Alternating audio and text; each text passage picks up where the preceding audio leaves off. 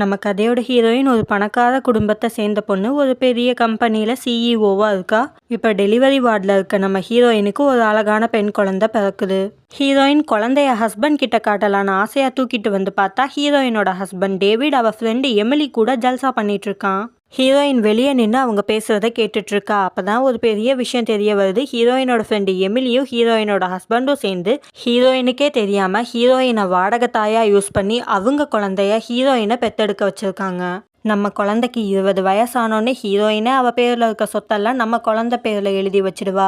அதுக்கப்புறம் ஹீரோயினை விரட்டி விட்டுட்டு நம்ம 3 பேரும் குடும்பமாக வாழலான்னு பேசிட்டு இருக்கிறது எல்லாத்தையும் ஹீரோயின் கேட்டுடுறா. தான் பெத்தெடுத்த குழந்தை தன்னோடதே கிடையாது, தான் ஃப்ரெண்டு எமிலிக்கும் தான் ஹஸ்பண்டுக்கும் பிறந்த குழந்தைன்னு ஹீரோயினுக்கு தெரிஞ்சிருச்சு. இவங்க 2 பேரையும் பழி வாங்கணும்னு முடிவு பண்ணுறா. 7 வருஷம் கழிச்சு காட்டுறாங்க. குழந்தையா அந்த சாரா இப்போ கொஞ்சம் வளர்ந்துட்டா. ஹீரோயினை விட எமிலி கூட தான் ரொம்ப க்ளோஸாக இருக்கா. எமிலியும் ஹீரோயின் ஹஸ்பண்ட் டேவிடும் இன்னும் கள்ள தொடர்பில் தான் இருக்காங்க. இந்த விஷயம்லாம் ஹீரோயினுக்கு தெரியாதுன்னு நினச்சிட்டு இருக்காங்க. ஆனால் ஹீரோயினுக்கு எல்லாமே தெரியும். இவங்களை பழி வாங்குறதுக்கு ஒரு கரெக்டான டைமை எதிர்பார்த்து தான் ஹீரோயின் வெயிட் பண்ணிட்டு இருக்கா. அப்படியே ஒரு 10 வருஷம் போயிடுது. இப்போ சாராவுக்கு 17 வயசு ஆகுது. ஒழுங்காக படிக்காமல் எல்லா சப்ஜெக்ட்ஸ்லேயும் கம்மி மார்க் எடுத்து வச்சிருக்கா. எமிலியும் வந்து பார்த்துட்டு, என்னம்மா எல்லா சப்ஜெக்ட்ஸ்லேயும் இவ்வளோ கம்மி மார்க் வாங்கி வச்சிருக்கியேன்னு கேட்க, நான் இப்போ படித்து என்ன பண்ண போகிறேன், எங்கள் அம்மாவுக்கு நான் ஒரே பொண்ணு, அவங்களுக்கு அடுத்து அவங்களோட சொத்தெல்லாம் எனக்கு தானே வரப்போகுதுன்றா.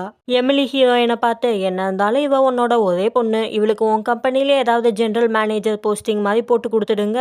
ஹீரோயின், என் பொண்ணுக்கு அந்த மாதிரி போஸ்டிங் எல்லாம் பத்தாது, என் பொண்ணை நான் ஃபாரினுக்கு அனுப்பி படிக்க வைக்க போனேன். அவள் படித்து முடிச்சுட்டு வந்தோடனே என் பேரில் இருக்க சொத்தெல்லாம் அவள் பேருக்கு டிரான்ஸ்ஃபர் பண்ண போறேன்னு சொல்லி ஒரு டாக்குமெண்ட்டை காட்ட, அதை பார்க்குற எமிலி, சாரா, டேவிட் 3 பேருக்கும் குஷி ஆயிடுது. இன்னும் 3 வருஷம் போயிடுது. இப்போ சாராவுக்கு 20 வயசாகுது. அப்ராட்ல படித்து முடிச்சுட்டு திரும்ப சைனாக்கு வரா. வந்த உடனே அம்மான்னு சொல்லி எமிலியை ஓடி போய் கட்டி பிடிச்சிக்கிறா. ஸோ இவளுக்கும் உண்மை தெரிஞ்சிருக்கு போல. அப்படியே ஹீரோயின்ட்ட வந்து, நீங்கள் சொன்ன மாதிரியே நான் 3 வருஷம் ஃபாரினில் போய் படித்து முடிச்சுட்டு வந்துட்டேன், இனிமேல் நான் கம்பெனி பொறுப்பை எடுத்துக்கலாமான்னு கேட்க, ஹீரோயின் நெக்ஸ்ட் டேவே ப்ரெஸ் கான்ஃபரன்ஸ்க்கு ஏற்பாடு பண்ணி எல்லாரும் முன்னாடியும் அவளோட சொத்துக்களையும் கம்பெனியும் சாரா பேருக்கு டிரான்ஸ்ஃபர் பண்ணிடுறா. எமிலியும் டேவிடும் ப்ரெஸ் பீப்புளுக்கு முன்னாடி, சாரா எங்கள் 2 பேருக்கும் பிறந்த பொண்ணு. ஹீரோயின் சாராவை சரகேசி மூலியமாக தான் பெத்தெடுத்தா. ஆனால் சாராவோட பயாலஜிக்கல் மதர் நான் தான். என் பொண்ணு சாராவை திருப்பி என்கிட்டே கொடுன்னு எமிலி கேட்க, டேவிட் ஒரு பக்கம், நானும் எமிலியும் தான் ஆரம்பத்துல இருந்தே காதலிச்சோம், இந்த ஹீரோயின் என்னை ஃபோர்ஸ் பண்ணி கல்யாணம் பண்ணிக்கிட்டான்னு ஒரு கதையை கட்டி விட்டு எனக்கு டிவோர்ஸ் கொடுன்னு கேட்குறான். ஹீரோயின் சாராவை பார்த்து, நீ என்ன நினைக்கிறன்னு கேட்க, நான் என் அம்மா எமிலியோட இருக்கணும் தான் ஆசைப்படுறேன், நீங்கள் என்னை இத்தனை வருஷம் வளர்த்ததுக்கு வேணா உங்களுக்கு மாதம் 5000 ரூபா அனுப்பி விடுறேன்னு காசு எடுத்து ஹீரோயின் மூஞ்சிலே விட்டு எறிஞ்சிட்டு எங்கள் அப்பாவுக்கு டிவோர்ஸ் கொடுங்கன்றா. ஹீரோயினும் டிவோர்ஸ் பேப்பரில் கையெழுத்து போட்டு கொடுத்துட்டு அங்கேருந்து போகிறா. ஹீரோயின் எந்தவித பிரச்சனையும் பண்ணாமல் சொத்துக்களையும் கம்பெனியையும் சாராவோட பேருக்கு டிரான்ஸ்ஃபர் பண்ணிட்டு டிவோர்ஸ் பேப்பர்லையும் கையெழுத்து போட்டு கொடுத்துட்டு போகிறத பார்க்குறப்ப டேவிடுக்கு சந்தேகமாக இருக்குது. அவளை ஃபாலோ பண்ணணும்னு 3 பேரும் ஹீரோயினை ஃபாலோ பண்ணிட்டு வராங்க. ஹீரோயின் இப்போ ஒரு சின்ன வீட்டில் தான் வாழ்ந்துட்டுருக்கா. வந்தோடனே 3 பேருக்கும் பந்தாவை பார்க்கணுமே. சி, இந்த மாதிரி வீட்டில் கூட மனுஷங்கள்லாம் வாழ்கிறாங்களா, இந்த வீட்டில் ரூம்ஸே கிடையாதா, எங்கள் பாத்ரூமை விட இந்த வீடு சின்னதாக இருக்குன்னு ஹீரோயினை இரிட்டேட் பண்ணுற மாதிரி பேசிகிட்டு இருக்காங்க. ஆனால் ஹீரோயின் அவங்க பேசுகிறதெல்லாம் கண்டுக்காமல் அவள் பாட்டுக்கு சாப்பிட்டுட்ருக்கா. சாரா ஹீரோயின் சாப்பிட்ற ஃபுட்டை எடுத்து பார்த்துட்டு, நீ இந்த மாதிரி சீப்பான ஃபுட் ஐட்டம்ஸ் தான் சாப்பிட போகிறேன்னா உனக்கு மாதம் 5000 ரூபாலாம் கொடுக்க முடியாது, 2500 ரூபா தான் கொடுப்பேன், அதுவே உனக்கெல்லாம் அதிகங்க. ஹீரோயின் அதுக்கும் ரியாக்ட் பண்ணாமல் அவள் பாட்டுக்கு சாப்பிட்டுட்ருக்கா. என்னடி நாங்கள் பேசிகிட்டே இருக்கோம், நீ பாட்டுக்கு சாப்பிட்டுட்டே இருக்கன்னு கடுப்பாயி எமிலி டேபிளை தள்ளி விடுறா. ஹீரோயின் அப்பாவும் கண்டுக்காம கையில் ஒரு பண்ணை வச்சு சாப்பிட்டுட்டே தான் இருக்கா. டேவிடும் எமிலியும் ஹீரோயினை ஏமாத்தினது அந்த ப்ரெஸ் கான்ஃபரன்ஸ் மூலியமாக எல்லாருக்கும் தெரிய வந்திருக்கும். அதனால எங்கள் கம்பெனியோட ஸ்டாக்ஸ் எல்லாம் டவுன் ஆயிடுச்சு, இதுக்கெல்லாம் நீ தான் காரணம்னு டேவிட் ஹீரோயினை கத்திட்டு இருக்கான். சாராவும், கவலைப்படாதீங்கப்பா, நான் இன்னும் 3 நாளில் ராபர்ட்டை கல்யாணம் பண்ணிக்க போனேன். ராபர்ட் ஒரு பெரிய கம்பெனியோட சிஇஓ. அவன் மட்டும் நம்ம கம்பெனியில் இன்வெஸ்ட் பண்ணானா நம்ம கம்பெனி முன்னே இருந்ததை விட இன்னும் பெரிய லெவலுக்கு போயிடுங்க. எமிலியும் டேவிடும் ராபர்ட்டோட அருமை பெருமையெல்லாம் சொல்லி சீன் போட்டுட்ருக்காங்க. ஹீரோயின் அவங்கள துள்ளி கூட மதிக்கல. அவள் இன்னும் அந்த பண்ணை தான் சாப்பிட்டுட்ருக்கா. ஹீரோயினை வெறுப்பேற்றணும்னு வந்து கடைசியில் டேவிட் வெறுப்பாகி ஹீரோயின் சாப்பிட்டுட்டு இருந்த பண்ணை தள்ளி விட்டு போயிடுறான். சாராவுக்கு கல்யாணம் நடக்க வேண்டிய நாள் வருது. அந்த கல்யாணத்தை அட்டன் பண்ணுறதுக்காக பேசுறதுக்காக ஹீரோயினும் வந்திருக்கா. ஹீரோயினை பார்த்துட்டு நீ எதுக்குடி இங்கே வந்தன்னு எமிலியோ டேவிடும் கேட்க, எனக்கு இன்விடேஷன் வந்திருந்ததுன்னு ஹீரோயின் சொல்றா. சாரா அந்த இடத்துக்கு வந்து நான் தான் எல்லாருக்கும் இன்விடேஷன் அனுப்புனேன், ஆனால் நான் உனக்கு அனுப்பவே இல்லையேங்க. ஹீரோயின் இன்விடேஷனை எடுத்து காட்டுறா. இன்விடேஷனை திருடிட்டியான்னு சொல்லி செக்யூரிட்டியை கூப்பிட்டு ஹீரோயினை துரத்த சொல்றாங்க.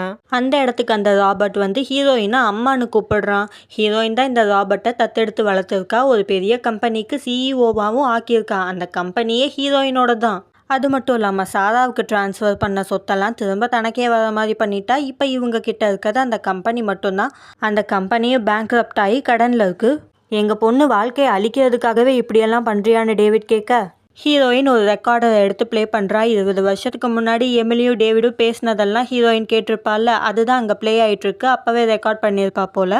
ஸோ அப்போவே ஹீரோயினுக்கு உண்மையெல்லாம் தெரிய வந்துச்சு. இத்தனை வருஷமாக பிளான் பண்ணி தான் தங்களை பழி வாங்கியிருக்கான்றது இப்போ தான் இவங்களுக்கு புரியுது. சாராலாம் ஹீரோயின் காலை பிடிச்சிட்டு கெஞ்சவே ஆரம்பிச்சிடுறா. அம்மா என்னை மன்னிச்சிடுங்கம்மா, என்னை கைவிட்டுறாதீங்கம்மா, என்னால் இந்த லக்ஸரி லைஃப் இல்லாமல் வாழவே முடியாதுன்னு.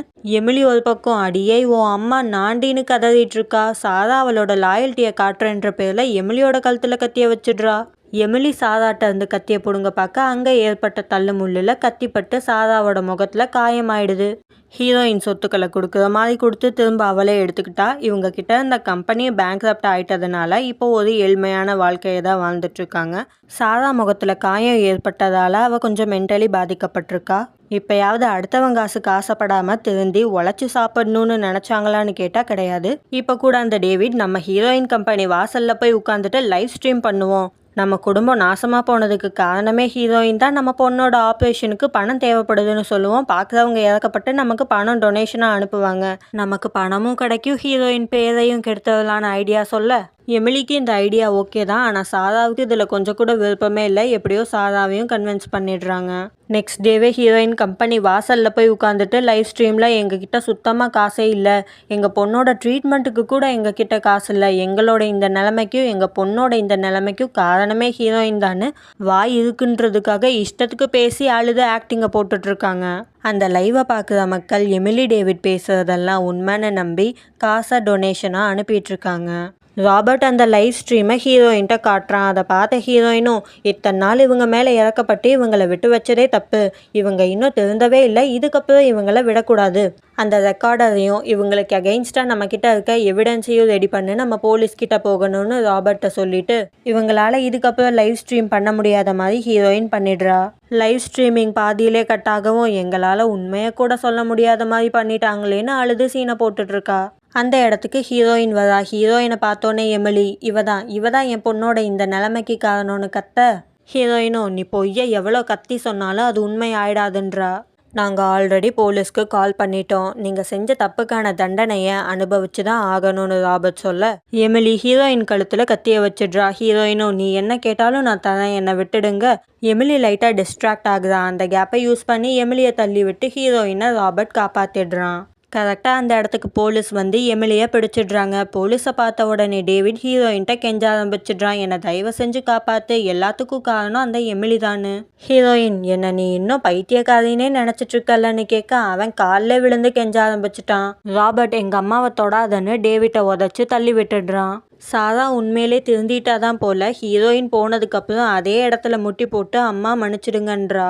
ராபர்ட் ஹீரோயின்ட்ட எமிலிக்கும் டேவிடுக்கும் 7 வருஷ தண்டனை கிடச்சிருக்கு, சாரா மென்டலி அன்ஸ்டேபிளாக இருக்கிறதுனால அவளை மென்டல் ஹாஸ்பிட்டலில் சேர்த்துருக்காங்கன்னு சொல்லிட்டு இருக்கான். ஹீரோயின் ராபர்ட் கிட்ட ஃப்யூச்சரில் நீ கல்யாணம் பண்ணும்போது நான் பண்ண தப்ப நீ பண்ணிடாதன்னு அட்வைஸ் பண்ணுறா. ராபர்ட்டும் நீங்கள் சொன்ன அட்வைஸை நான் எப்போவும் ஞாபகத்தில் வச்சுக்கிறேம்மான்னு சொல்கிறான். அம்மாவும் பையனும் இதுக்கப்புறம் சந்தோஷமாக வாழ போகிறாங்கன்ற மாதிரி காமிச்சு இங்கே இந்த ட்ராமா முடியுது.